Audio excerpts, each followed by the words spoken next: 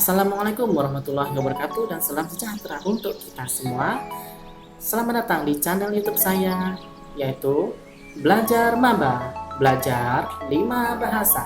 Bahasa apakah itu? Yang pertama ada bahasa Inggris, kemudian bahasa Arab, Jepang, Korea, dan Mandarin seperti itu. Ya, untuk jadwalnya nanti saya akan berikan di setiap hari SRS seperti itu, yaitu Senin, Rabu, sama Sabtu. Nah, khusus untuk hari Senin yaitu saya akan memberikan bahasa Jepang dan Mandarin seperti itu ya. Kemudian di hari Rabu itu ada bahasa Inggris dan Korea. Kemudian di hari Sabtu khusus bahasa Arab seperti itu. Ya, jangan lupa pantengin channel saya. Nanti saya akan memberikan materi di hari-hari tersebut. Nah, sebelum kita mempelajari bahasa tersebut, alangkah baiknya kita tahu sih apa sih tips-tips atau rahasia dalam mempelajari bahasa gitu kan, apalagi yang ingin menjadi polyglot ya. Apa sih itu polyglot? Polyglot adalah orang yang bisa banyak bahasa, yaitu minimal 4 seperti itu, 4 dan lebih dari 4 seperti itu, apakah 20, 50 seperti itu, yaitu namanya orang polyglot seperti itu ya. Nah, sekarang kita kembali ke topik, yaitu rahasia belajar bahasa asing itu gimana sih gitu kan.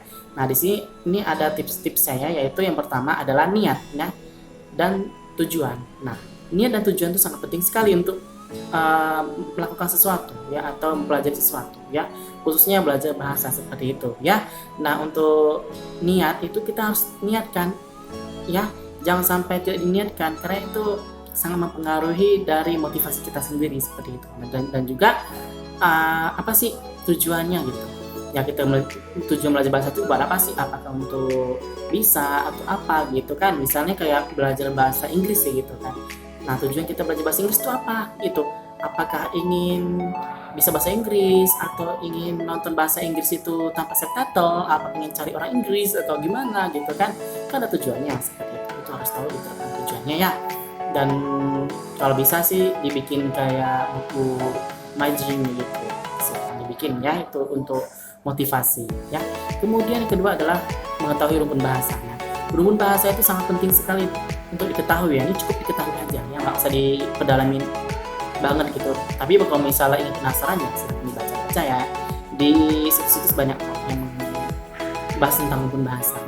Rumpun bahasa tuh dia banyak sekali ya. Itu diantaranya seperti rumpun bahasa Afroasiatik, Austronesian, kemudian Austroasiatik, kemudian Sino-Tibetian, kemudian ada Altai, Indo-European, dan seterusnya seperti itu.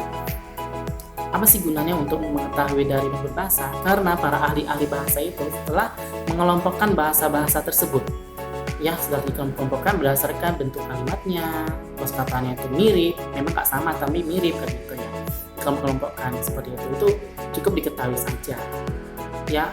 Nah, bagi yang ingin mempelajari bahasa itu alangkah baiknya mempelajari bahasa yang satu rumpun gitu, misalnya bahasa Inggris ya. Bahasa Inggris itu dia termasuk rumpun Eropa, kemudian sebelumnya itu dia ada Jermanik. Dia itu seperti contohnya adalah bahasa Inggris, bahasa Scottish, kemudian ada bahasa Belanda, bahasa Flemish, bahasa Frisian, bahasa Jerman, bahasa Denmark, kemudian Norway, Sweden, kan banyak sekali itu ya kan, itu lebih dari 4 tuh. Karena kenapa kok satu kelompok? Karena mereka tuh memiliki padanan kata itu sama gitu ya, mirip-mirip kayak gitu. Misalnya contohnya kayak yang mudah deh, let it go ya, let it go itu artinya lepaskan gitu atau bebaskan gitu kan ya. Nah, itu kan bahasa Inggris. Kalau bahasa Norway ya kita ambil let it go, kan mirip kan seperti itu ya. Begitu juga dengan ya Jerman seperti itu ya, walaupun nggak sama tapi dia mirip seperti itu sangat mempermudah sekali untuk kita mempelajari bahasa ya. Kemudian yang ketiga adalah huruf.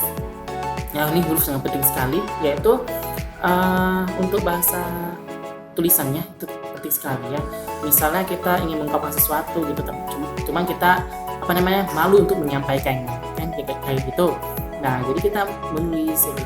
Jadi kita menyampaikan sesuatu tujuan ya, cuman lewat tulisan, jadi dibaca orang gitu. Nah, itulah bahasa tulisannya. Karena bahasa itu ada terbagi dua, bahasa lisan sama tulisan seperti itu. Yang ke bahasa lisan ya kita ngomong, kalau misal bahasa tulisan ya kita baca, nulis kayak gitu. Ya itu sangat penting sekali untuk dipahami gitu untuk belajar bahasa ya, huruf. Karena huruf di dunia ini kan banyak sekali kan, bisa kayak huruf Sunda, huruf Jawa, kemudian huruf Arab, ya kan, kemudian ada Thailand, India itu kan kan beda-beda tuh kan. Di Cina juga pakai Hanzi ya, kemudian Jepang pakai kanji, hiragana, katakana, dan seterusnya seperti itu. Itu penting sekali untuk mempelajari ya. Itu dia yang ketiga. Kemudian yang keempat adalah susunan kalimat. Nah, setiap bahasa itu dia memiliki susunan kalimat yang berbeda-beda. Ya, namun ada juga yang sama gitu ya. Nah, untuk bahasa Indonesia kan susunan kalimatnya itu SPOK, subjek, predikat, objek, dan keterangan seperti itu. Ya, SPOK gitu. Ya, kalau untuk yang yang bahasa yang selain Indonesia kayak bahasa Malaysia, Melayu kan mirip-mirip tuh. Ya, cuman dia berbeda aja gitu kan. Ya, kemudian ada juga yang SKOP. Seperti apa? Ya, seperti bahasa Jepang, Korea, kemudian bahasa yang di Siberia, kemudian bahasa Turki gitu kan. Nah, itu dia SKOP, yang predikatnya di belakang, jadi dibalik seperti itu. Ya, dari yang depan tetap subjek, cuma di yang depan ini nanti di belakang gitu. Ya, SKOP, subjek, keterangan, objek, dan predikat seperti itu. Ya, itu penting sekali untuk dipelajari, dipahami ya. Terus kemudian ada juga yang PSOK, ya, predikatnya di depan. Itu contohnya bahasa Arab seperti itu. Ya, karena predikatnya letaknya di depan seperti itu. Ya, kemudian ada lagi yang SKPO, ya, seperti bahasa Mandarin gitu. Ya, keterangannya letaknya di setelah subjek. Ya, itu sangat penting sekali untuk dipelajari. Itu yang keempat. Kemudian kelima adalah karakteristik dari suatu kalimat dalam suatu bahasa itu sangat penting sekali ya. Misalnya kayak ada nggak perubahan kayak gitu. Kenapa sih dia berubah gitu kan?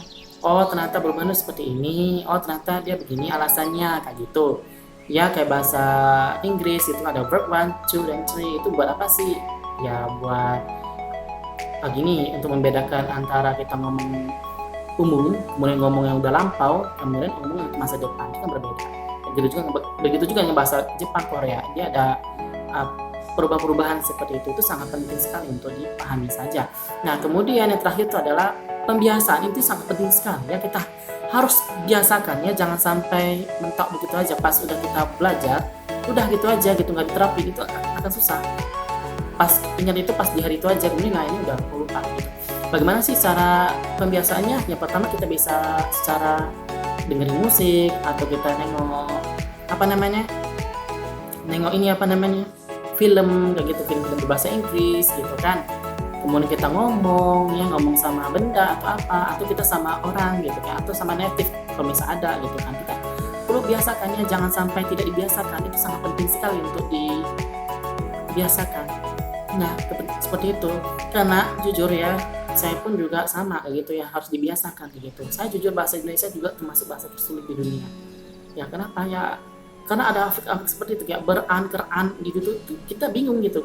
Kita bisa menggunakannya, cuma kita nggak tahu tuh maknanya apa sih kayak gitu ya. Cuma kita tahu tujuannya tuh, maksudnya apa ya. Cuma kita nggak tahu gimana sih kok bisa menggunakan ini, kayak bersamaan kayak gitu kan. Kita bingung apa sih kayak gitu. Ya, kita pun juga bahasa sendiri pun juga agak susah kayak gitu ya. Nah, kenapa sih kok kita bisa? Karena kita kebiasaan dari kecil kayak gitu kan, dari bayi kita tuh belajar gitu kan, kita dengerin orang gitu, orang ngomong apa kita turutin, ini itu, kemudian kemudian ada juga kata-kata baru, kita tanya itu apa sih maknanya, oh ini maknanya seperti itu gitu ya. Itulah namanya pembiasaan. Itu dia kunci yang penting sekali untuk kita pelajari ya, pembiasaan ya.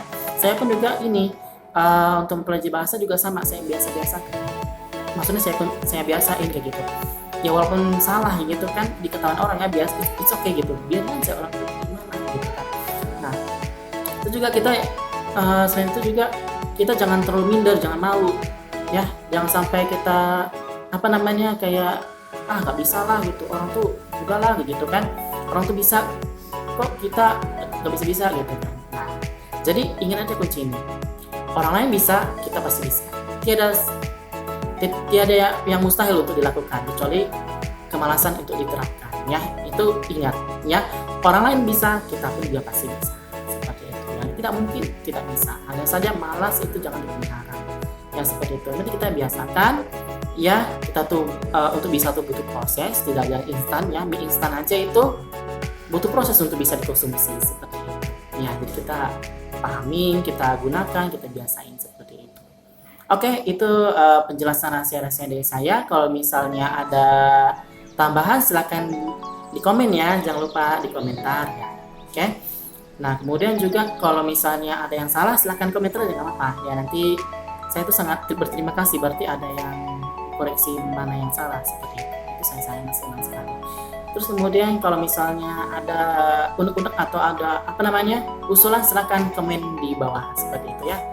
Oke, terus kemudian saya juga ada membuat grup ya, grup 5 bahasa itu ya. Bagi yang ingin bergabung di grup saya itu silakan hubungi di di nomor saya ya di bawah ini. Oke, nanti di description nanti saya lampirkan seperti itu ya. Jangan lupa salam, kemudian identitas namanya siapa gitu. Cukup nama sama ini aja ya, asal seperti itu yang biasa aja seperti itu. Oke, semangat untuk semua, sampai jumpa ya. Jangan lupa LKS Kuadrat, like, comment, subscribe, dan share untuk teman-temannya ya, jangan sampai lupa ya, biar kita ini sama-sama berbagi. Di sini saya juga berbagi ilmu yang saya miliki seperti itu ya. Selagi saya bisa memberikan, saya berikan seperti itu. Kalau misalnya saya lupa ya mohon kritikannya seperti itu ya. Di sini kita sama-sama enak. Oke, saya tutup dengan assalamualaikum warahmatullahi wabarakatuh ya. Sampai jumpa semua ya. Assalamualaikum.